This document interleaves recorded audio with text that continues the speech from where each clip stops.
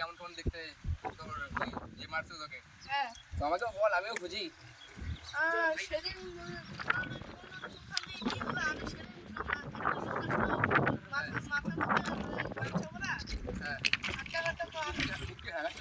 হ্যাঁ হ্যাঁ মুখে লাগাচ্ছিল গামছা দিয়ে তোমার মতনই হাট্টা কাট্টা তোমার মতনই উঁচু লম্বা ঠিক আছে এখন হঠাৎ করে বললো কি তোর দাদাকে ফোন কর ফোন করার পরে আমার কাছে মোবাইলটা ছিনিয়ে নিল এখন নেওয়ার পরে আমাকে গুলি করে দিল হ্যাঁ তারপরে আমি আমি যে শুনলাম ওই তপনকে ওই লোকটাই বলে ধরে নিয়েছে। হ্যাঁ তুই কিভাবে জানলি দাদা তো আমাকে আজ সকালেই বললো তখন তো তুই ছিলি না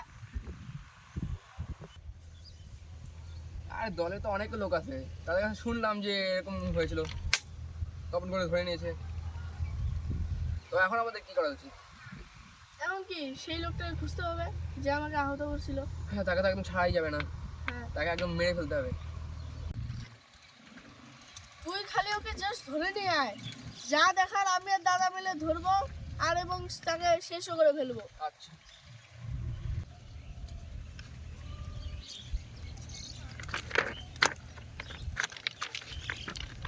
ভাই নমস্তে। নমস্কার নমস্কার। এরকম খবর কি? হ্যাঁ চলছে, হ্যাঁ চলছে। কি বসো, করছিস? বসো, বসো। হ্যাঁ বসবো না, থাক, ঠিক আছে। এখন কি করছিস বল? এই গল্প করছো? গল্প করছিস? ভাই ঠিক এখন ঠিক আছিস তুই? হ্যাঁ ঠিক আছে মোটামুটি